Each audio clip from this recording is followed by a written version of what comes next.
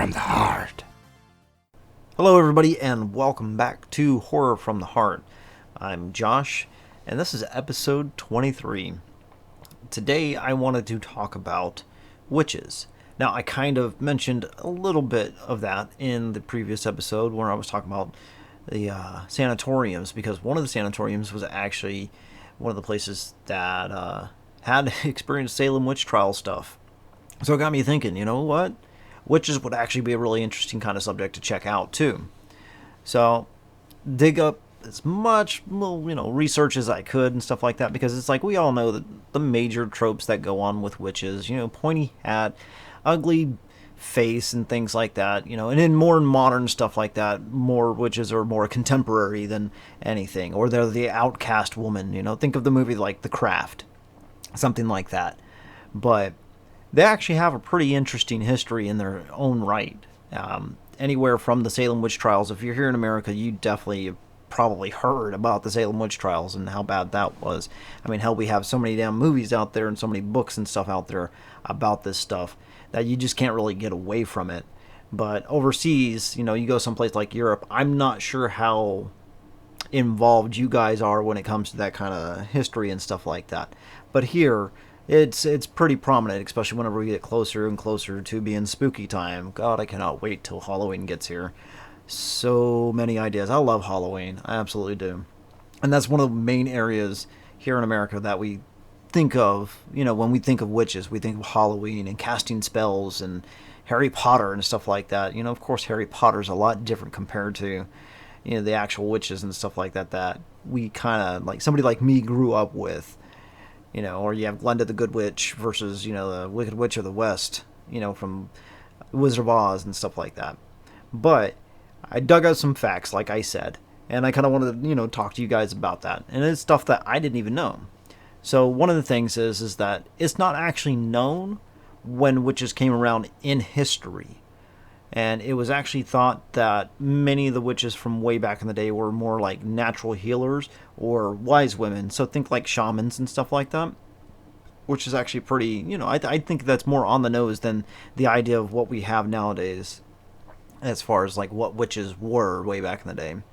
Now, surprisingly, witches were actually mentioned in the Bible too, in a couple places. One of the main areas that they were mentioned was in the book of Samuel, where basically he went over there to go get a witch to go do something in that verse. Now, I'm not going to quote the verse or anything like that because I'm not trying to get, any kind of religious stuff going on when it comes to that, to each his own on that kind of stuff as well. But just if you're curious, you can actually look it up. Look up the, the book of Samuel and witches, and you'll be able to find what I'm talking about. Now, the witch hysteria in Europe actually started back in the 1400s. And a lot of these witches, or, maybe not witches, but let's say people that they were accused of being witches, were, people who were tortured until they confessed. Now, could you imagine that? I mean, like, just being tortured until you basically are giving an answer that whoever's torturing you wants. Because, pretty much a lot of people are going to end up confessing to whatever the hell is going on. Or like, your torturer wants you to, did you eat the last brownie? Did you eat the last brownie? And of course, if you're being tortured, yeah, you're going to sit back and be like, yes, I ate the last brownie. No, please stop. But I'm pretty sure that's what it was. A lot of those people who were accused probably weren't even actual witches or anything like that. It's just the factor of being tortured during that kind of time. Now, within a century of this, the 1400s and stuff like that, when the witch hysteria started going around, is when the actual witch hunts began over there in that area. And a lot of the women over there, or, it's the women actually mainly. Let's just put it that way. A lot of the women that were over there that were being accused of being witches were either hanged or burned at the stake. They actually had a torture device called a dunking machine, where they would basically strap somebody to a chair and dunk them into a river as a torture method, or they would do pricking is what they would call it, and they'd take a needle and just continuously prick on somebody to torture them to get them to confess to being a witch. Now, it's very prominent that women were the main targets when it came to being accused of witches, and it was mainly single women, widows, and women that they considered to be on the margin of society, that were usually targeted. And when we say like on the margin of society, kind of like that outcast type of person. So if you were like that nerdy bookworm type of woman, you were probably going to be accused of being a witch, which is, really, really shitty. And somewhere between the 1500s and 1660, it's about, it's suspected that about 80,000 witches were put to death, and 80% of them were thought to be women who were working with the devil. And of course, because most people assume witchcraft and devilry is one of those things that go hand in hand. I mean, hell, again, we go and we look at a lot of the movies that we have out there. A lot of them go hand in hand with that, simply because of the lore that's behind it. Now, one of the interesting things that I did find out about it was the fact that Germany actually had the highest execution rate of accused people versus Ireland, who had the lowest. Now, I would have thought it would have been actual, like, other areas, not just Germany, that would have had the highest when it comes to that. It would have been more like, more Roman Catholic type of stuff that was out there, because it really was Catholicism that was out there hunting these people down because it did not conform to what they viewed as what should be, basically.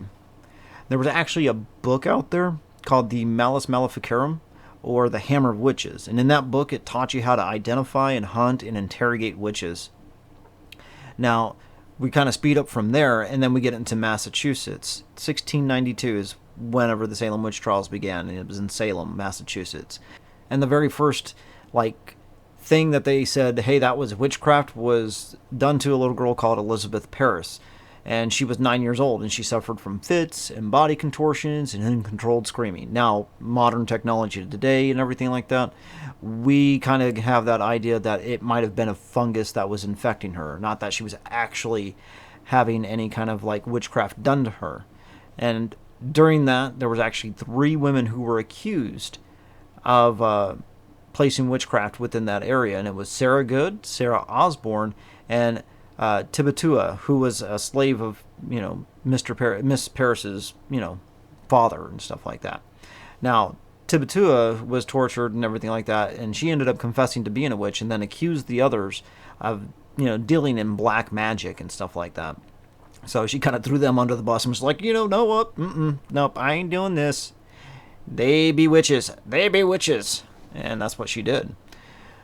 But now, it was actually Bridget Bishop who was the very first accused witch to be put to death during the trials, and she was hanged.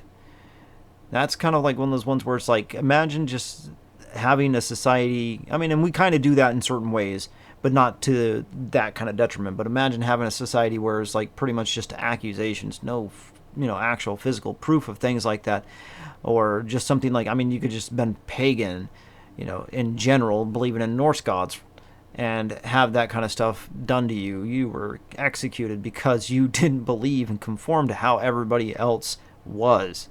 That's a horrifying thing. Now, during that time, there was about 150 people who were accused, and 18 of them were put to death. 6 of those were men who were convicted and executed as well. So it wasn't just the women that got accused. It was actually men too. There was actually one gentleman, and his name escapes me right now, but he was actually accused, and he was pressed to death pretty much. And basically it was just placing stones on top of him until he was pretty much dead. He ended up dying 3 days later after he refused, and I mean refused, to admit any kind of witchcraft or anything like that. And it was actually, we hear about Massachusetts and the Salem witch trials and everything that happened over there, but it was actually in Connecticut where people were first accused, because it happened all across the eastern seaboard and stuff like that. But Connecticut was actually the very first place that actually happened. Now, one of the interesting things about that too, though, is if you go down to Virginia in Norfolk County, they actually made it a crime to accuse someone of witchcraft, and that was done in 1655, so a little bit before the actual Salem witch trials. Now, they did have things that were over there where people were accusing people of being witches, and people were trying to put people on trial for being witches. So it's not that they were like, oh no, screw your hooey-dooey, calling people witches type of stuff. There were plenty of people down there in that area that actually did believe in witchcraft and would want to actually kind of like do that kind of stuff. Put people on trial, put people to death, whatever it was that they wanted to do. They would actually do this kind of stuff. Now, that ended up coming to an end, and we became more contemporary with things. But we actually still to this day do have modern day witches. And if you've ever met somebody, or you are somebody, or somebody, that deals with that, it's the practice of Wicca. And you know good and well that it's not what it is, how it's explained in like lore, in fantasy and mythology type of stuff. Not at all. The motto of being in Wicca is to harm none. You're about naturalism and healing and things like that. It's not casting black magic on people and stuff like that. Now, granted, there are places out there that deal with that kind of stuff. So like voodoo. Voodoo and hoodoo is kind of in that realm of witchcraft type of stuff. Now, it's not quite the same because everybody has their own kind of take on certain things, but voodoo and hoodoo are things that are out there. And then there's Santeria, which is black magic, which a lot of people believe in too. It just all depends on where you're from. Here in the South, there's plenty of places that do believe in that kind of stuff, especially if you go someplace like Louisiana. There's tons of voodoo and hoodoo stuff that's over there, and it's whether or not you believe is completely up to you.